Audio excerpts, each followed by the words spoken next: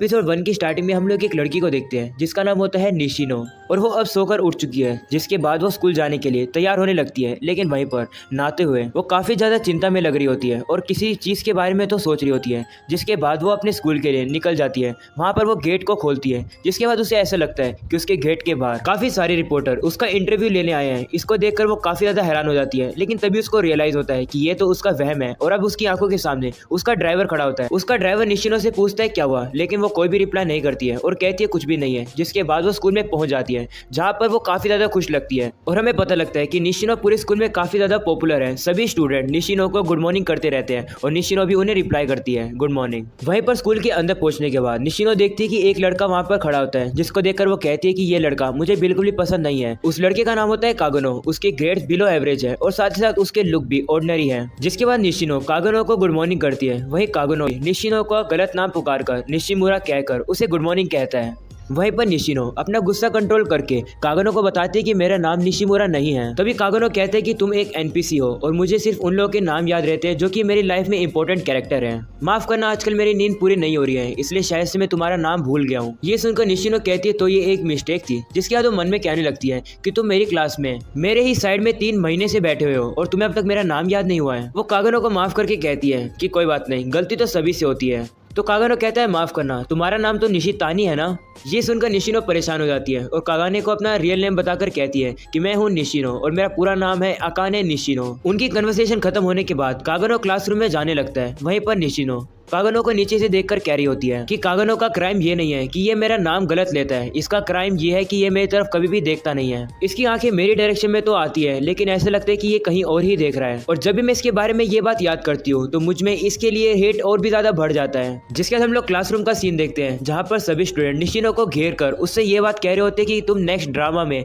Main role करने वाली हो ना। ये तो काफी ज्यादा अच्छी बात है और हम लोग तुम्हें देखने जरूर आएंगे। वही निशिनो मन में कहने लगती है मैंने अपनी पावर में सब कुछ किया है ताकि मैं कागनो के साथ इंटरेक्ट कर पाऊं। अगर मेरा बस चलता तो मैं इसे पूरी तरीके से इग्नोर कर देती, लेकिन कुछ रीजन की वजह से मैं ऐसा नहीं कर पाई। वहीं हमें कागनो को दिखाया जाता है जो कि क्लासरूम में सबसे अकेला बैठा हुआ 20,000 से भी ज्यादा टाइम हैंड ग्रिपिंग कर रहा होता है। जिसके बाद नेक्स्ट सीन में हम लोग देखते हैं कि निशिनो वॉशरूम में जाती है। जिसके बाद वो बताती है कि जब वो मिडिल स्कूल में थी तो एक इंसिडेंट के कारण उसे अपने शो बिजनेस से ब्रेक लेना पड़ा और उसी इंसिडेंट की वजह से सारे रिपोर्टर उसको घेर लिया करते थे। निशिनो बताते हैं कि उस इंसिडेंट के बाद से वो अपने आप को एक मास्क के पीछे छुपाती आ रही है। जिसके कागनो को दिखाया जाता है जो कि स्कूल की टेरेस पर होता है और एक बुक पढ़ रहा होता है जिसके अंदर मैजिक की चीज लिखी होती है। उसको देखकर वो कहता है कि मुझे और पावर चाहिए। जिसके क्लासरूम का सीन दिखाया जाता है जहाँ पर टीचर किसी स्टूडेंट से कहती है कि क्या कोई स्कूल फेस्टिवल में हेल्प करना चाहेगा। तो निशिनो हाथ खड़ा करके कहती है मैं हेल्प कर सकती हूँ। जिस पर टीचर से मना करके कहती है नहीं, तुम्हारी आज एक्स्ट्रा क्लास है तो तुम हेल्प नहीं कर पाओगी। जिस पर सभी स्टूडेंट भी निशिनो से हंस के कहते हैं कि तुम इतनी बिजी रहती हो कि तुम्हें एक्स्ट्रा क्लास लेने की जरूरत पड़ती है। साथ साथ टीचर कागनो से भी हेल्प मांगती है तो कागनो टीचर से हाँ कर देता है। जिसके बाद निशिनो अकेली क्लासरूम में बैठी होती है और वो कहने लगती है कि वो इतने दिनों से टीचर की पेट बनकर रह रही है ताकि सारे स्टूडेंट और टीचर उसे पसंद करें। उसने इस चीज का पूरा ध्यान रखा है कि कोई भी उसे नफरत ना करे और इसी तरीके से वो अपनी लाइफ में जीती आई है। जिसके बाद उसे किसी पियानो की बजने की आवाज आती है तो पता लगता है कि वो पियानो कागनो बजा रहा होता है। क्लास खत्म होने के बाद निशिनो अपने ड्राइवर को कॉल लगाती है ताकि वो उसको लेने आ जाए, लेकिन उसका ड्राइवर कॉल नहीं उठा रहा होता है। तो हमें पता लगता है कि कुछ गुंडे लोग निशिनो के ड्राइवर को बुरी तरीके से मार रहे होते हैं और उसको बेहोश कर देते हैं। ड्राइवर के कॉल ना उठाने पर निशिनो सोचती है कि वो अकेले घर खुद चली जाएगी, तो वो अब घर जाने लगती है। वहीं पर हमें पता लगता है कि कागनो उसे जाता हुआ ऊपर टेरेस से देख रहा होता है। जिसके बाद निशिनो घर जा रही होती है और वो कह रही होती है कि मैं उस इंसिडेंट के बाद से कभी भी घर अकेले वापस नहीं गई। जिसके बाद निशिनो को लगता है कि कोई उसका पीछा कर रहा है, लेकिन उसे लगता है कि वो वहम है। लेकिन वो जैसे ही पीछे दोबारा मुड़ती है तो उसे दिखाई देता है कि एक बंदा उसके पीछे खड़ा होता है, जिसको देखकर वो काफी ज्यादा डर जाती है और वो कहने लगती है कि ये दोबारा नहीं होना चाहिए।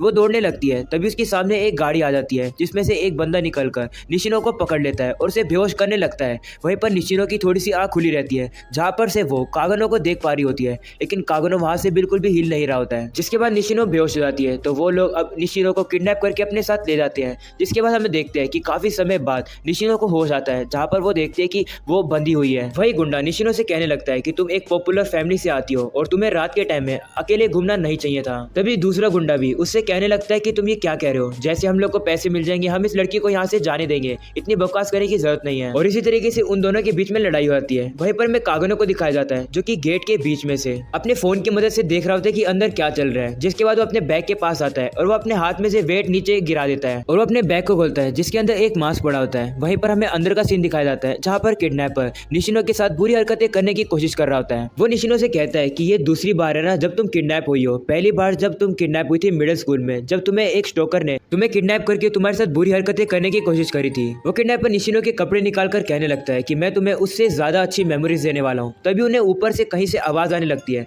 तो वो देखते हैं कि ऊपर तो खिड़की के पास कोई होता है। वो असल में कागन होता है लेकिन उसने मास्क लगाया होता है तो कोई भी उसको पहचान नहीं पा रहा होता है। जिसके बाद वो कांच तोड़कर अंदर आ जाता है। वो लोग उससे पूछने लग जाते हैं कि आखिरकार तुम हो कौन। तो कागनो बताता है कि मैं तो सिर्फ एक स्टाइलिश सा एक स्लेयर हूँ। जिसके बाद वो किडनैपर गुस्से में आके कागनो के ऊपर हमला करने लगते हैं गन निकाल कर, लेकिन कागनो भी एक चाकू जैसी चीज निकालकर उसके ऊपर मारता है और उसके काफी ज्यादा तेज स्पीड में जाकर उस बंदे को पकड़कर एकदम जमीन पर फेंक देता है। जिसके बाद उसके मुंह पर काफी जोर जोर से लात मारने लगता है। वहीं पर दूसरा किडनैपर कागनो की तरफ देखकर हंसता है। जिसके बाद वो बंदा अपनी गन को नीचे गिरा देता है और कागनो से कहने लगता है कि मैं काफी ज्यादा बोर हो गया था। पहले मैं आर्मी में रहा करता था लेकिन अभी छोटे मोटे किडनैपिंग के काम करना मुझे बिल्कुल भी पसंद नहीं आया है, तो शायद से तुम मुझे अच्छी लड़ाई दे पाओगे। वहीं कागनो भी कहने लगता है कि ये परफेक्ट है, मैं भी किसी आर्मी वाले से लड़ना चाहता था।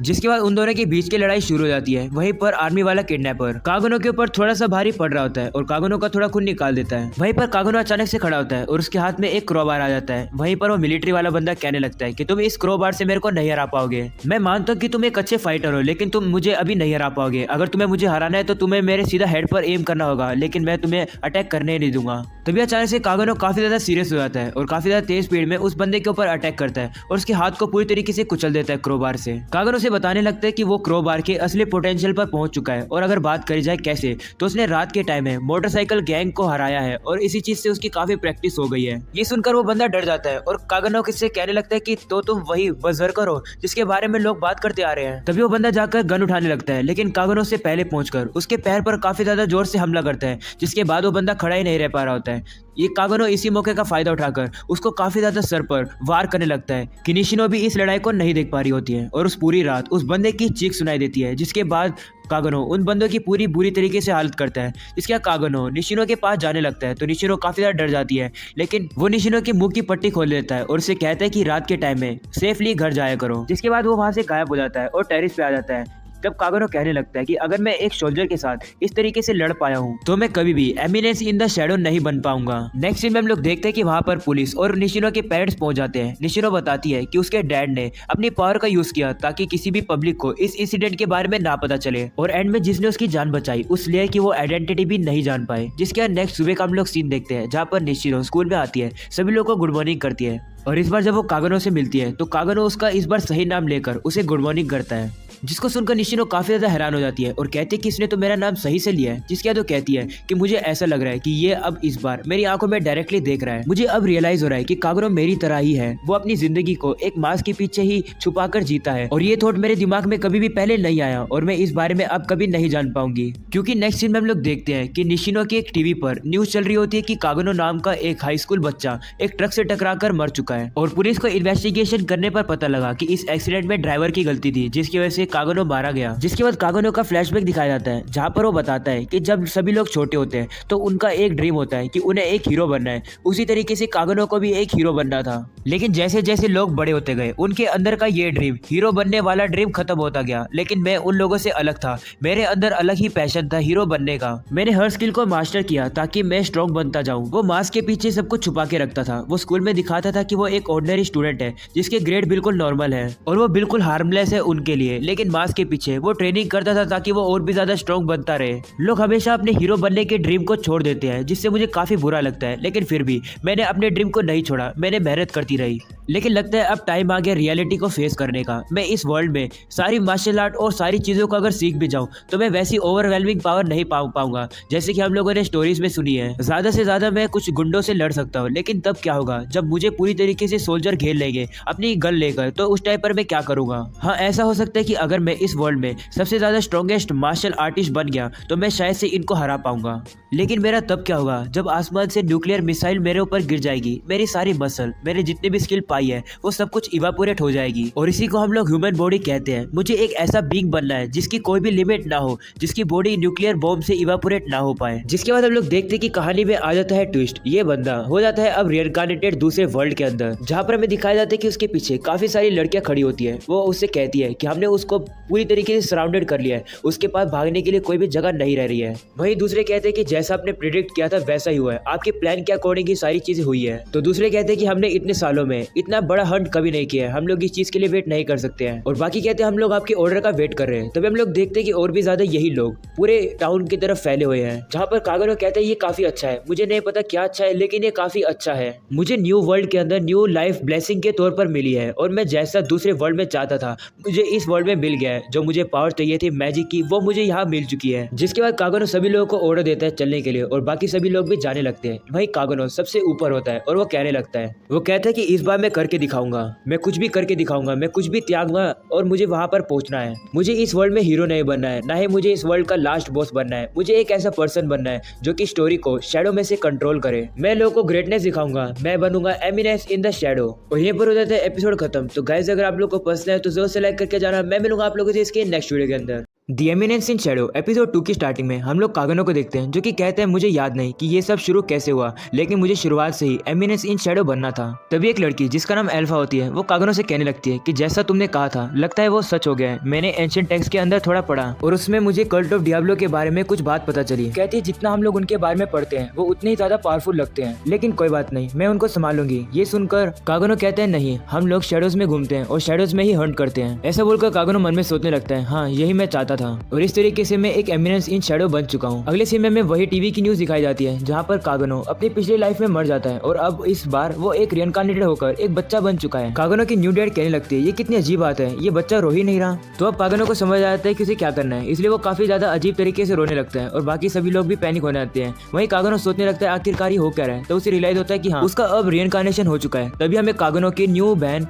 क्लेयर दिखाई जाती है जो कि कागनो को देखकर काफी खुश रहती है। वहीं कागनो ये सेंस कर पा रहा होता है कि एयर के अंदर काफी सारी मैजिकल एनर्जी है और वो कहने लगता है कि पिछले लाइफ में उसका ड्रीम था मैजिक पावर पाना ताकि वो और भी ज्यादा स्ट्रॉन्ग हो सके, लेकिन वो उसे पूरा नहीं कर पाया था। लेकिन अब उसे एक चांस मिला है इस पावर को क्लेम करने का और अब कागनो डिसाइड करता है कि इस पावर से वो काफी स्ट्रॉन्ग होता रहेगा। काफी साल बीत जाते हैं। कागनो अपनी बहन के साथ ट्रेनिंग कर रहा होता है और वो बताता है कि उसका जन्म बैरन कागनो के सन के तौर पर हुआ है और काफी जनरेशन से उसकी फैमिली में से काफी लोग डार्क नाइट बनते हैं। डार्क नाइट अपने मैजिक का यूज करके अपनी फिजिकल एबिलिटीज को एनहेंस कर सकते हैं। वहीं कागनो ट्रेनिंग में एक पत्थर के अंदर एक डैगर को मार के तोड़ने की कोशिश कर रहा होता है और वो बताने लगता है कि सभी की होप उसकी बहन के ऊपर है क्योंकि वो ही काफी ज्यादा स्ट्रॉन्ग है और सभी को लगता है कि इस फैमिली की उत्तराधिकारी वही बनेगी। तभी हमें दिखाया जाता है कि क्लेयर उस सामने पड़े काफी बड़े पत्थर को काफी इजीली से तोड़ देती है, जिसके बाद वो कागनो बाकी सभी के साथ अपनी बहन के लिए क्लैपिंग करने लगते हैं और कहते हैं कि उसकी बहन काफी टैलेंटेड है, लेकिन वहीं पर वो एक एवरेज ऑर्डिनरी डार्क नाइट है जो कि अभी ट्रेनिंग पर है। लेकिन ये सिर्फ एक दिखावा है, कागनो सभी के सामने वीक होने की नाटक कर रहा है, असलियत में वो काफी ज्यादा स्ट्रॉन्ग है। और रात के टाइम का हमें सीन दिखाया जाता है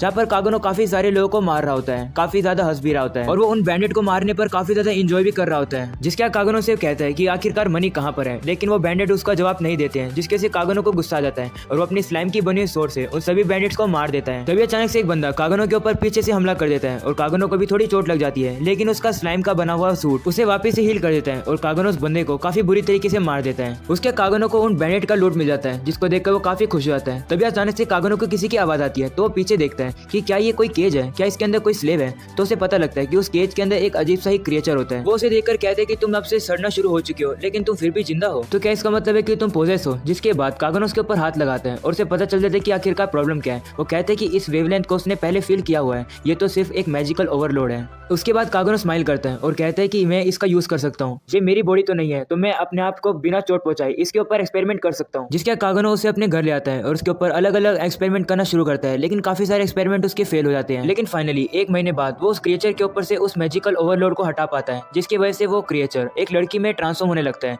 जो कि एक एल्फ लड़की होती है। तभी कागनो देखता है कि वो लड़की जागने वाली होती है, इसलिए वो दूर जाकर बैठ जाता है और कहता है कि ये शैडो इन द एमिनेंस का पहला इंप्रेशन है, तो मुझे अच्छा दिखना होगा। जिसके बाद वो लड़की जाग जाती है। उसे देखकर वो कहते हैं कि तो तुम जाग गई हो। कागनो उस लड़की से कहते हैं कि मैंने तुम्हारे ऊपर का कर्स हटा दिया है। तो वो लड़की कहती है कौन सा कर्स। तो कागनो कहता है कि तुम्हारे ऊपर काफी बुरा कर्स हुआ था, जिससे कि तुम काफी अजीब क्रिएचर में कन्वर्ट हो गई थी। ये कर्स तुम पर लोगों ने काफी समय पहले किया था, तुम्हें ये समझ के कि तुम हीरोज के डिसेंडेंट हो इसीलिए। जिसके बाद वो उसे एक स्क्रिप्चर बुक दिखा के कहता है कि तुमने तो इस बारे में पढ़ा ही होगा ना कि 3 हीरोज एक डीमन डियाब्लो को मार देते हैं और वर्ल्ड को बचा लेते हैं, लेकिन मरने से पहले डियाब्लो ने तुम्हारे ऊपर एक कर्स कर दिया था जिसकी वजह से तुम ऐसी क्रिएचर बन गई थी। असलियत में अर्ल ये सब एक कहानी बना रहा होता है और उसे झूठ कह रहा होता है। और उसके बाद वो उसे कहता है कि तुम्हें मास्टरमाइंड का नाम मैं अभी नहीं बताऊंगा, नहीं तो तुम उसका नाम जानकर काफी बड़े डेंजर में आ जाओगी। इस पर एल्फ कहती है नहीं, मैं उसका नाम जानना चाहती हूँ। तो अर्ल एक पीछे पड़ी बोतल के ऊपर नाम देखता है कल्ट ऑफ डियाब्लो और फिर उसे बता देता है कि कल्ट ऑफ डियाब्लो ही है जो कि ग्रेट डीमन को वापस से रिवाइव करना चाहते हैं। कागनो से कहता है कि वो उनका ग्रुप कभी भी दिन की डे लाइट में नहीं आता, इसलिए वो रात के शेडो में कल्ट ऑफ डियाब्लो की इविल स्कीम को खत्म करना चाहता है। जिसका कागनो अपने डार्क फॉर्म में आ जाता है और उसे अपना नाम कहता है कि मेरा नाम शेडो है, मैं वो हूँ जो शेडो में रहता है और शेडो के अंदर ही हंट करता है। वो कहता है कि उसका पाथ काफी ज्यादा मुश्किल है, लेकिन फिर भी उसे अपने मिशन को पूरा करना ही होगा। जिसके बाद कागनो उस लड़की को कहता है चाइल्ड ऑफ हीरो, क्या तुम मेरे पाथ पे चलने के लिए तैयार हो? लड़की सोचने लगती है और कहती है कि जब उसे एक कर्स मिल गया था तब उसने सब कुछ खो दिया था, लेकिन अब तुमने उसे ठीक कर दिया, तुमने मेरी जान बचाई। अगर तुम चाहते हो कि मैं तुम्हारी हेल्प करूं तो मैं तुम्हारे साथ काम करूंगी, चाहे मुझे अपनी लाइफ भी तुम्हें देनी पड़े। के बाद वो कागनो से हाथ मिलाती है। वहीं कागनो कहने लगता है ये सब कहानी तो मैंने बनाई है, यानी कि उसने झूठ बोला ये सब। वो एल्फ से कहने लगता है कि अभी फ्यूचर में हम लोग काफी पावरफुल गवर्नमेंट लीडर से भी लड़ सकते हैं जिन्हें हमारे रूल्स पसंद नहीं होंगे, तो तुम उनका क्या करोगी?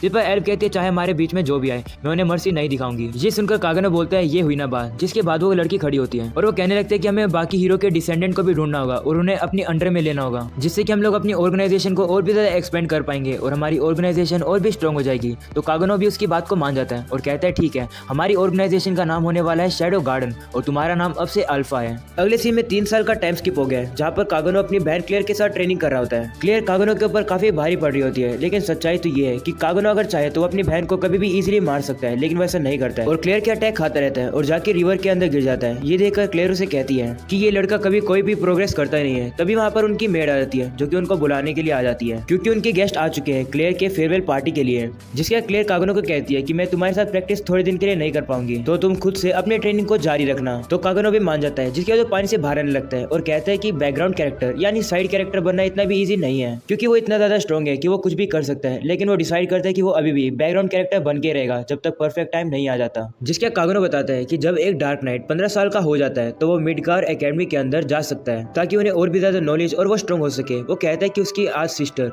मिडगार एकेडमी में जाने वाली थी, लेकिन जिस दिन उसकी एकेडमी जाने का समय आ गया था उस दिन वो कहीं पर ही गायब हो गई। उसके कमरे का सारा सामान बिखरा होता है और वो कहीं पर मिल नहीं रही होती है। वही कागनो के डैड काफी कंफ्यूज लगते हैं कि आखिरकार क्लियर से ज्यादा स्ट्रॉन्ग कौन है जो कि उसको किडनैप करने की ताकत रखता है। वही कागनो की मोम आती है और कागनो के डैड से कहती है कि तुम यहाँ पर टाइम वेस्ट कर रहे हो, इससे अच्छा तो अच्छा रहेगा कि तुम हमारी डॉटर को ढूंढो। और इसी तरीके से उनके बीच में लड़ाई शुरू हो जाती है। वही कागनो ये सब देख रहा होता है और वहां से चला जाता है। तभी हमें पता चलता है जो कागनो के पीछे जो मेड होती है वो भी एक एल्फ है जो कि उन्हीं की ऑर्गेनाइजेशन की एक न्यू मेंबर है और इसका नाम बीटा है। कागनो कहने लगता है कि अल्फा तो इन मेंबर को इस तरीके से कलेक्ट करी है जैसे कि ये कोई खोई हुई बिल्ली हो। जिसके कागनो बीटा से कहता है कि अल्फा कहाँ है, तो वो बताती है कि अल्फा ने तो अभी से ही क्लियर के बारे में क्लू ढूंढने शुरू कर दिया है। ये सुनकर कागनो कहता है ये तो कमाल की बात है क्योंकि वो काफी फास्ट मूव करती है। जिसके कागनो से पूछता है कि क्या मेरी बहन जिंदा है, जिस पर बीटा कहती है हाँ शायद से, और ऐसा लग रहा है कि जो किडनैपर है वो कल्ट ऑफ डियाब्लो से बिलोंग करते हैं। तो कागनो से पूछता है कि उन लोगों ने मेरी बहन को किडनैप क्यों किया होगा, जिस पर बीटा बताती है कि उन लोगों को क्लियर के ऊपर सस्पेक्ट है कि कहीं वो भी हीरो की डिसेंडेंट तो नहीं है। ये सुनकर कागनो मन में कहने लगता है कि इन लड़कियों के लिए नॉर्मल बैंडेड भी अब कल्ट के मेंबर बनते जा रहे हैं। इन लोगों को लगता है कि सारे ही कल्ट के मेंबर हैं। जिसके बाद बीटा मैप को देख रही होती है लेकिन उसे एनिमी के हाइड आउट नहीं मिल रहे होते हैं। तो कागनो एक नाइफ को मैप के ऊपर फेंकता है और कहता है ये है उनका हाइड आउट, लेकिन असलियत में कागनो ने कहीं पर भी रैंडमली एक नाइफ को फेंक दिया था। वहीं पर बीटा कहने लगती है अब मैं समझ गई, यहाँ पर तो सच्ची में उनका हाइड आउट है। जिसके बाद बीटा कागनो की काफी तारीफ करके कहती है कि तुम काफी औसम हो। वहीं कागनो से कहता है कि सभी 7 शैडो को कांटेक्ट करो, आज रात हम लोग जाने वाले हैं। अगले सीन में हम लोग किडनैपर को देखते हैं जो कि क्लियर से कहते हैं कि मैं तुम्हारे साथ वायलेंस नहीं करना चाहता हूँ क्योंकि मेरे पास खुद की एक डॉटर है। जिसके बाद क्लियर को लात मारता है लेकिन क्लियर उसके अटैक को डॉज कर लेती है। इसे देखकर वो किडनैपर कहता है कि तुमने मैजिक सीलिंग चेन डाल रखी है लेकिन फिर भी तुमने मेरे अटैक को डॉज कर दिया, काफी इंप्रेसिव बात है। तो वो उसे कहती है मुझे सिखाया गया है कि इससे फर्क नहीं पड़ता कि तुम्हारे पास कितना मैजिक है, फर्क इससे पड़ता है कि तुम उसको किस तरीके से यूज करते हो, और ये चीज उसे उसके भाई ने सिखाई है। क्लियर हंस के उससे कहने लगती है कि हर टाइम मैं उसको हरा देती हूँ जब भी मैं उससे लड़ती हूँ, लेकिन आखिरी में ही मैं ही मेरे भाई से कुछ ना कुछ सीखती हूँ, लेकिन मुझसे लड़ने के बाद वो आज तक कुछ भी नहीं सीखा है, इसलिए मुझे उसे हराने में काफी मजा आता है। ये सुनकर वो किडनैपर कहता है मैंने तुम्हारे भाई के बारे में सुना हुआ है, एक बार तुम पोजेस हो गई थी तो उसी ने तुम्हें हील करा था ना। क्लियर ये सुन के कहती है नहीं, ऐसा कभी भी नहीं हुआ था, मैंने इतनी बार लोगों को बताने की कोशिश करी लेकिन ऐसा नहीं हुआ था, क्योंकि ऐसा हो ही नहीं सकता है कि वो लड़का मुझे हील कर पाए। ये सुनकर वो किडनैपर कहता है अगर ऐसा है तो मुझे तुम्हारे भाई के बारे में और भी कुछ जानना होगा। ये सुनकर क्लियर को गुस्सा आता है और वो अपने केज को तोड़ के बाहर आ जाती है और उसके ऊपर हमला करती है और उसे काफी काफी गुस्से में कहती है कि अगर तुमने मेरे भाई को हाथ भी लगाया या फिर अगर उसे कुछ भी हुआ तो मैं तुम्हें मार दूंगी, तुम्हारी फैमिली को भी और तुम्हारे फ्रेंड्स को सभी को मार दूंगी। ये सुनकर किडनैपर उसे एक पंच मारता है जिससे कि क्लेयर बेहोश हो जाती है और वो किडनैपर कहने लगता है कि चीजें जल्दी खत्म हो जाएगी, एक बार जब मैं तुम्हारे ब्लड को एनालाइज कर लूंगा और पता लगा लूंगा कि तुम कंपैटिबल हो या फिर नहीं। तभी एक बंदा आकर उसे कहता है कि कुछ घुसपैठिए आ गए हैं जो कि अटैक कर रहे हैं। देखने में लग रहा है कि वो लोग 7 लोग हैं और वो एक शेडो की तरह आए हैं और सभी लोगों को उन लोगों ने मार दिया है। जिसके बाद किडनैपर वहां पर पहुंचता है और ये देखकर काफी ज्यादा हैरान हो जाता है कि उन लोगों ने उन सभी को हरा दिया। वो उनसे कहते हैं कि तुम कौन हो। तो अल्फा उसे बताते हैं कि हम लोग शैडो गार्डन है और हमें कल्ट ऑफ डियाब्लो के बारे में और रिवाइवर ऑफ डियाब्लो के बारे में सब कुछ पता है। ये सुनकर किडनैपर कहते हैं आखिरकार तुम्हें सीक्रेट कैसे पता। जिसके बाद वो अल्फा के ऊपर हमला करता है लेकिन अल्फा उसके ऊपर भारी पड़ रही होती है और उसे मारती रहती है। जिसके बाद वो एक अजीब सी चीज खाकर पावर अप हो जाता है और फिर से अल्फा के ऊपर अटैक करता है। लेकिन इस बार भी अल्फा उससे ज्यादा स्ट्रॉन्ग होती है, इसलिए वो जमीन के अंदर एक होल बनाकर नीचे चला जाता है। तो दूसरी एल्फ अल्फा से कहती है कि क्या हमें उसका पीछा करना चाहिए, जिस पर अल्फा कहती है नहीं, उसकी कोई जरूरत नहीं है, वो सीधा शैडो की तरफ जा रहा है। ये सुनकर वो लड़की कहती है कि क्या इसी वजह से वो हमसे अलग हुआ था, यानी वो हमसे अलग रास्ते पे गया था। जिसके बाद हमें पता लगता है कि आखिरकार शैडो के साथ हुआ क्या था,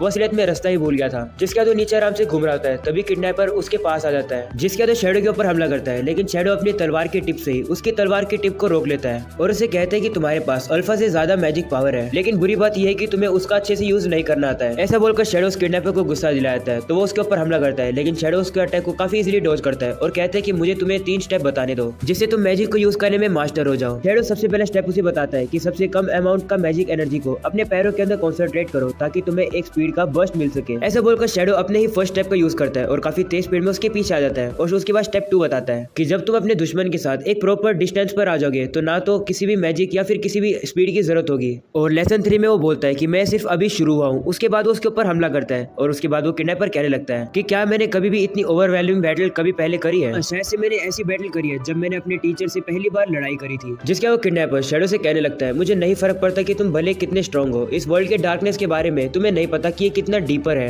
तुम कभी भी इमेजिन नहीं कर सकते हो। ऐसा बोलकर वो उसी अजीब चीज को सारी एक ही बारी में खा लेता है। जिसके तो काफी ज्यादा पावरफुल हो जाता है और एक वेपन का यूज करता है शैडो को हराने के लिए, लेकिन शैडो उसको काफी ज्यादा इजीली रोक लेता है। जिसके शैडो अपने अंदर की काफी सारी मैजिकल एनर्जी को एक ही बारी में निकालता है और किडनैपर से कहता है प्ले टाइम ओवर हो गया और उस बंदे को वो इस बार हरा देता है। जिसके बाद मरते हुए किडनैपर कहता है कि सिर्फ इसकी टेक्निक की बात नहीं है, बात हर चीज की है। ये मुझसे ज्यादा स्ट्रॉन्ग है, शायद से मैं इसके डार्कनेस के आगे पावरलेस था या फिर मैं ही इस लड़के के सामने पावरलेस था। वही किडनैपर को अपना नेकलेस खुलता हुआ दिखता है जहाँ पर उसकी बेटी के साथ उसकी फोटो होती है और अपनी बेटी का नाम पुकारता है मिलिया। ऐसा बोलकर वो मर जाता है। वहीं पर शैडो उस पेंडेंट को उठा लेता है और वो कहता है कि ये बंदा काफी ओल्ड था लेकिन फिर भी ये काफी स्ट्रॉन्ग था। ऐसा बोलकर शैडो वहां से चला जाता है। जिसका शैडो बताता है कि ये ऐसा हुआ था उस दिन और उसके बाद उनका रेस्क्यू मिशन सक्सेसफुली पूरा हो गया। वो बताते हैं कि उसने क्लेयर की चेन को खोल दिया था। जिसके बाद अगले दिन क्लेयर अपने आप से घर वापस आ गई, काफी ज्यादा खराब हालत में और खराब मूड के साथ, और जो उसकी इंजरी थी वो रात भर ही हील हो गई। जिसके बाद वो अगले दिन कैपिटल के लिए रवाना हो गई और वो ऐसा एक्ट करी थी कि कुछ रात में हुआ ही नहीं था। जिसके बाद वो वहां से चली जाती है। अगले सीन में कागनो वही कैसल वाली जगह पर सभी गर्ल्स के साथ खड़ा होता है और कहता है काश मैं भी कैपिटल में जा पाता, क्योंकि कैपिटल के कंपेयर में ये विलेज तो किसी भी काम का नहीं है। वो कहने लगता है कि वहाँ पर जरूर कोई ऐसा कैरेक्टर तो होगा ही जो कि वहाँ का मेन प्रोटैगनिस्ट होगा या फिर वहाँ तो एक लास्ट बॉस होगा ही। वो कहते हैं कोई बात नहीं, अभी भी मेरे पास 2 साल है वहाँ पर जाने के लिए और तब तक के लिए मैं अल्फा और बाकी लड़कियों से काम करवाऊंगा। लेकिन तभी अल्फा शैडो से कहती है कि हमें यहाँ से जाना होगा, हमारा समय हो गया है और यही हम लोग का फाइनल गुड बाय है। ये सुनकर कागनो काफी ज्यादा हैरान होकर कहते हैं कि आखिरकार तुम क्या कह रहे हो, और यहीं पर एपिसोड हो जाता है खत्म। तो गाइस अगर आप लोग को पसंद है तो जरूर से लाइक करके जाना। मिलते हैं इसके नेक्स्ट एपिसोड में।